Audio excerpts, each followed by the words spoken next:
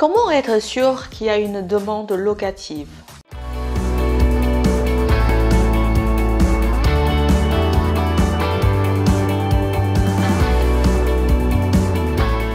Avant de rentrer dans le vif du sujet, si vous n'avez pas encore téléchargé ma masterclass « Comment réussir votre premier bien d'investissement », je vous invite vivement à télécharger en cliquant sur le lien sous cette vidéo. J'ai fait un sondage récemment et la plupart des gens, une des raisons pour qui ils n'osent pas investir dans l'immobilier, c'est qu'ils craignent que l'appartement ne se loue pas, qu'il reste vide.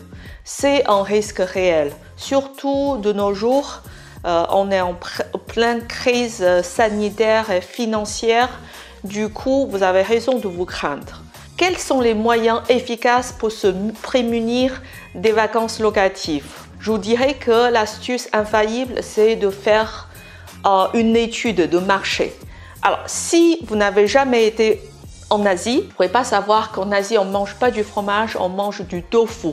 Donc, si vous ouvrez une usine de fromage en Asie, ça ne va pas trop bien fonctionner parce que vous n'avez pas fait une étude de marché là-bas.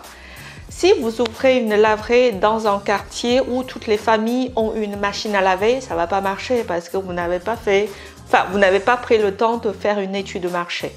Je dirais c'est la même chose pour les demandes locatives. Si vous avez envie de savoir ce type de surface à ce prix-là, dans ce quartier-là, est-ce que ça se loue à ce prix-là? La façon la plus simple, c'est de poster une annonce sur les plateformes des annonces immobilières. Vous mettez 3 photos, vous mettez studio 18 mètres carrés, en plein centre de Paris, meublé, 3e étage, sans ascenseur. Le prix, c'est 550 €. Vous allez voir si ça partait ou pas.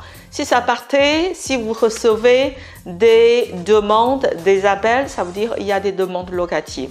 Si vous n'avez aucun mail, ça veut dire votre bien, soit il est trop cher, soit vous êtes mal positionné parce que pour ce type de bien, il n'y a pas vraiment de demande locative. Ça, c'est une première astuce. Une deuxième astuce, c'est systématiquement pour vous prémunir des risques, vous achetez un bien à moins de 10 minutes du transport. Ça, c'est hyper important parce que quel que soit le type de locataire, si vous avez un bien proche de transport, forcément, vous allez avoir plus de demandes. Les gens, ils préfèrent payer un petit peu plus cher et être près des transports au lieu de marcher 20 minutes ou prendre un bus une fois qu'ils sont descendus du métro ou de RER.